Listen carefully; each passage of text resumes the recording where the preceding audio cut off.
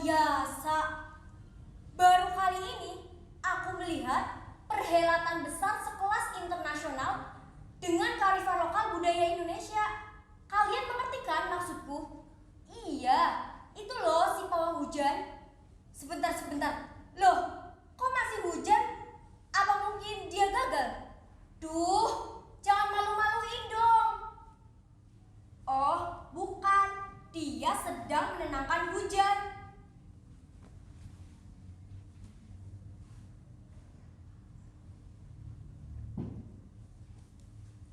Apa kalian pernah melihat pawang hujan beraksi? Atau pernah mendengarkan bagaimana cara mereka menghalau awan hitam? Kabarnya ada yang tidak boleh mandi, bahkan melemparkan celana dalam ke atas genting agar hujannya tidak turun. Bawang merah dan cabai sebagai perantara untuk ditusukkan ke tusuk sate dan ditancapkan ke tanah atau media lainnya. Tapi itu namanya melawan Gusti Allah. Wak Jamil di kampungku teriak paling keras kalau urusan begini. Katanya itu sama saja tidak menerima apa yang sudah diatur oleh Tuhan. Tidak tahu diri. Kupikir rasanya sangat sensitif jika sudah membahas persoalan ini. Apalagi kalau aku tulis di medsos. Wih, aku jamin deh jempol netizen lebih gesit daripada kecepatan kuda. Aku yakin soal pawang hujan ini bisa viral gegara netizen. Andaikan saja netizen punya akses terbatas untuk berkomentar, pasti tidak akan seheboh ini.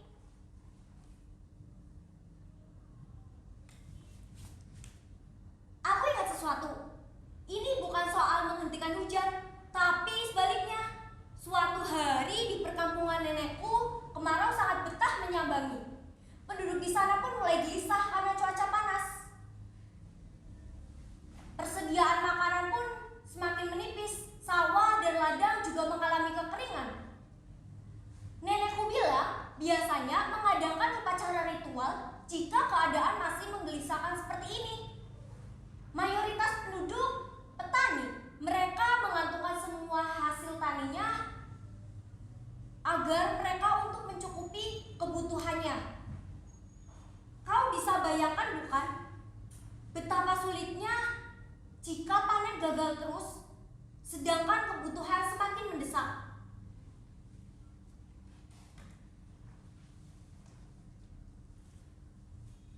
Sejak dulu upacara ritual itu selalu mendatangkan cincowong. Boneka itu harus ada sebagai perantara untuk memanggil hujan. Itu berawal dari Rantasi, leluhur di desa ini. Rantasi yang gagal mengajak masyarakat untuk mencari mata air. Akhirnya mereka menemukan cara lain agar masyarakat mau berkumpul dan mau melakukan upacara ritual sesuai petunjuk yang didapatnya. Lewat tiraka tidak makan dan tidak minum selama 3 hari. Dalam upacara ritual itu harus mendatangkan boneka cincowong dan harus menggunakan media boneka cincowong. Ya, aku ingat. Aku pernah melihat upacara itu, tapi umurku masih kecil. Waktu itu aku tidak tahu apa yang mereka lakukan. Yang ku tahu bagi anak-anak seumurku, boneka cincowong itu tampak menyeramkan. Aku sempat dikejar boneka itu. Ya, kau tahu boneka itu akan mengejar orang yang tidak mempercayainya pada saat upacara ritual itu berlangsung. Cincowong, cincowong, bilguna bilembayu, salalala lenggut. Lenggut teh angin dani, ayah penganten anyar, ayah penganten anyar. Lili pring denok sempring ngaliro.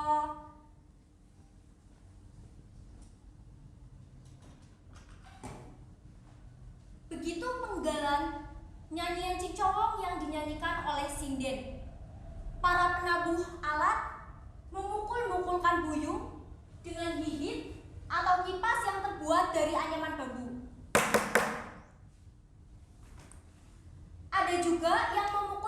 pukulan bokor dengan kuningan dari 2 buah ruas kayu.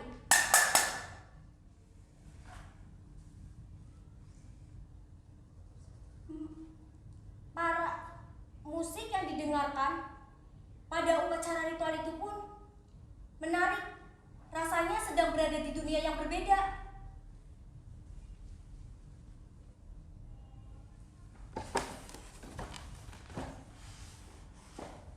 Sementara itu, Ibu Nawita yang jadi punduh di desa ini.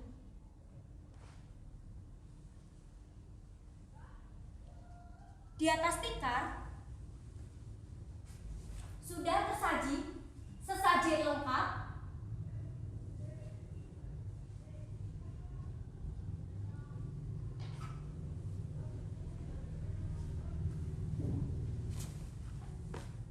Ibu Nawita bergerak seperti ini, berjalan di antara anak taraje. Celah anak tangga memang ukurannya cukup untuk 1 kaki langkah. Ibu Nawita didampingi oleh 2 asistennya dari ujung sebelah sana sampai akhir ujung sebelah sini.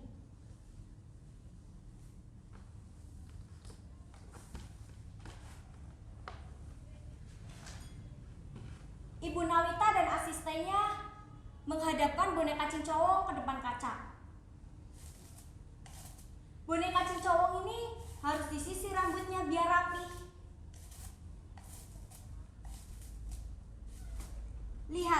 Lihatlah, itu sabuk yang dipegangi oleh 2 asistennya dari sisi kanan dan dari sisi kiri.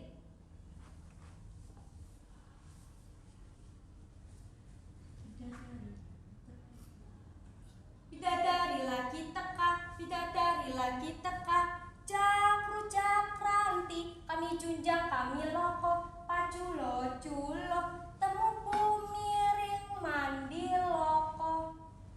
Begitu nyanyian yang dikumandangkan oleh sinden. Tiba-tiba boneka Cincowong ini bergerak. Semakin lama semakin tidak beraturan. Bayangkan, aku yang awalnya menghikmati upacara itu dan suara pukulan bokor serta nyanyian sinden jadi keheranan. Konon katanya itu arwah roh leluhur sedang memasuki boneka Cincowong ini. Tapi aku tidak percaya. Bagaimana bisa masuk begitu saja? Apa? Kalian bilang apa?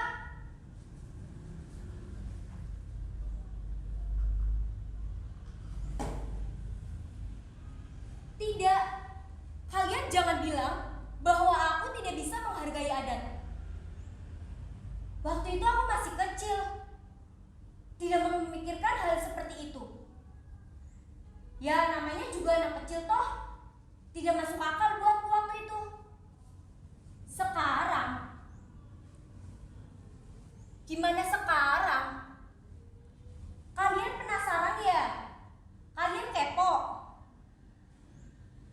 Waktu itu aku berbisik pada kakakku, upacara ini aneh dan tidak masuk akal. Aku juga iseng komat kamit. Cincowong, cincowong, ulu canting badan bubu. Cincowong, cincowong, kepala canting badan bubu. Tiba-tiba boneka ini mengejarku.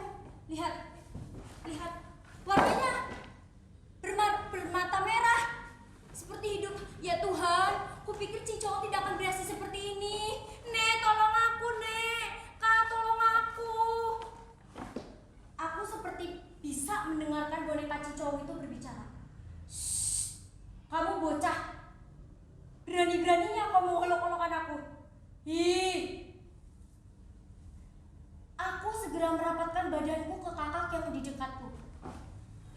Sambil iseng, komat kami meminta permohonan agar tidak dikejar oleh boneka itu. Nenek yang sedang berada di halaman rumah segera mendekatiku.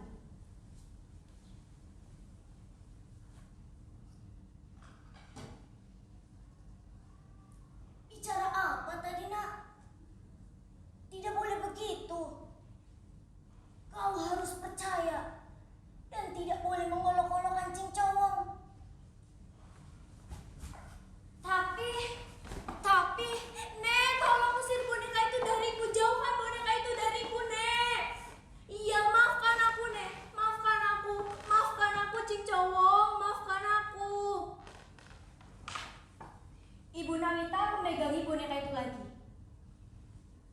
kacing cowong ini kepalanya terbuat dari batok kelapa yang diberi baju warna kuning, terdapat sampur di dadanya, dan lehernya berhiasan dengan kembang kamboja.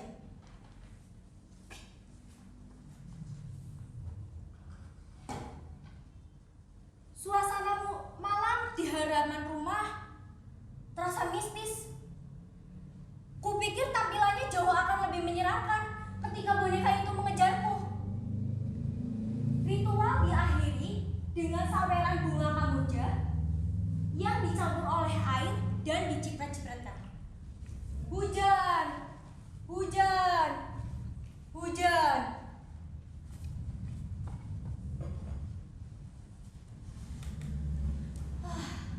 Untung saja aku segera ditolong. Aku tidak tahu apa yang harus aku lakukan jika boneka itu terus mengejarku. Semenjak itu, aku kapok dan tidak berani mengolok-olokkan hal yang sudah menjadi adat dan hal-hal yang tidak masuk akal.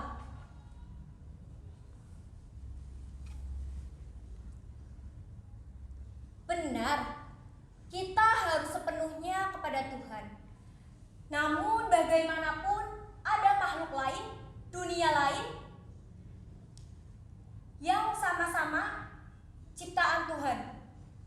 Ada ritual-ritual yang masih dilakukan di masyarakat, tapi semakin jarang orang melestarikannya karena alasan zaman sudah modern.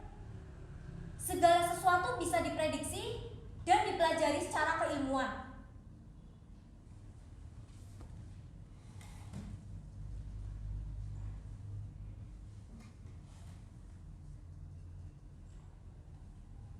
Kita lihat perempuan yang ada di TV ini saja. Kau lihat bokor itu? Singing bowl. Itu bisa jadi alat meditasi dan alat pengobatan. Aku pernah melakukan meditasi ini dengan singing bowl. Frekuensi pada tubuh kita dapat terselaraskan, kata guruku. Aku ingatkan, kalian boleh percaya atau tidak. Cuaca memang bisa diprediksi, tapi kemungkinan pawang hujan memiliki keahlian yang lebih yang tidak bisa kita ketahui. Keahliannya mungkin dapat diturunkan. Ibu Nawita di kampung nenek ternyata keturunan dari Nantasi, perempuan yang keras kepala, mengajak masyarakat untuk mencari mata air, perempuan yang khawatir akan melanda kemarau di desanya, sampai menggelar upacara ritual dengan boneka cacing cowongnya.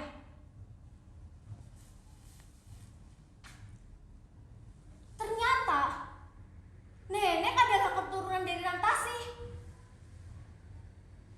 Ia juga pernah menjadi punduh di desanya sebelum menggantikan Ibu Nawita yang bisa dibilang kuat akan kebatinannya.